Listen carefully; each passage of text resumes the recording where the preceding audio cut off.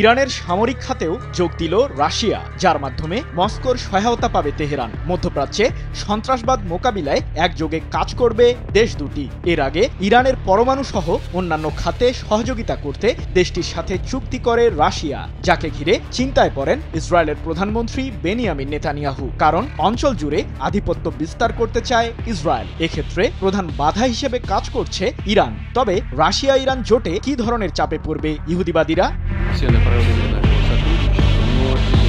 চলতি বছরের শুরুতেই চমক হিসেবে রাশিয়ার সাথে কৌশলগত চুক্তি করে ইরান, যার মাধ্যমে আগামী ২০ বছর যাবৎ প্রযুক্তি ও যোগাযোগ খাতের উন্নয়ন সহ পরমাণু খাতে মস্কোর সহায়তা পাবে তেহরান। রুশ প্রেসিডেন্ট ভ্লাদিমির পুতিনের সাথে এই চুক্তি করেন ইরানের প্রেসিডেন্ট মাসুদ পেজেশকিয়ান। তার ঠিক ৩ দিন পর অর্থাৎ ২০ জানুয়ারি যুক্তরাষ্ট্রের ৪৭তম প্রেসিডেন্ট হিসেবে শপথ নেন ডোনাল্ড ট্রাম্প। হোয়াইট হাউসের দায়িত্ব নিয়েই একের পর এক বাণিজ্যিক নিষেধাজ্ঞা আরোপ করতে থাকেন ইরানকে ঘিরে, যার ছকে রয়েছে রাশিয়াও।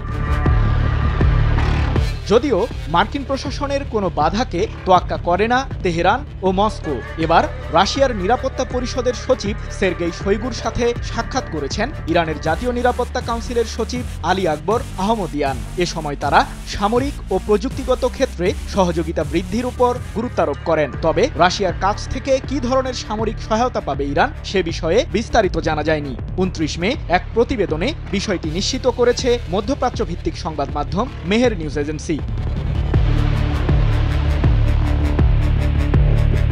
পশ্চিমা নিষেধাজ্ঞার শিকার এই দুই দেশ গত কয়েক বছর ধরেই বিভিন্ন ক্ষেত্রে সম্পর্ক আরও গভীর করেছে। সম্প্রতি ওমান উপসাগরের চাবাহার বন্দরে ইরানের নৌবাহিনীর সাথে যৌথ সামরিক মহড়ায় অংশ নেয় রাশিয়া ও চীনের নৌবাহিনী। আঞ্চলিক সন্ত্রাসবাদ মোকাবিলায় একযোগে কাজ করার প্রত্যয় ব্যক্ত করে তারা।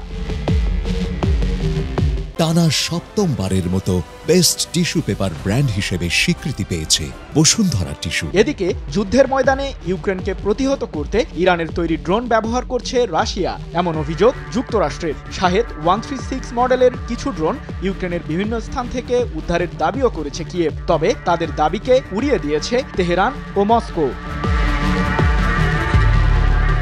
সম্প্রতি ইরানের পারমাণবিক ইস্যুতে মার্কিন প্রশাসন ও ইসরায়েল যৌথভাবে ষড়যন্ত্র শুরু করলে তেহরানের পাশে দাঁড়ায় মস্কো। ইরানকে এ বিষয়ে সব ধরনের সহযোগিতার আশ্বাস দেয় রাশিয়া।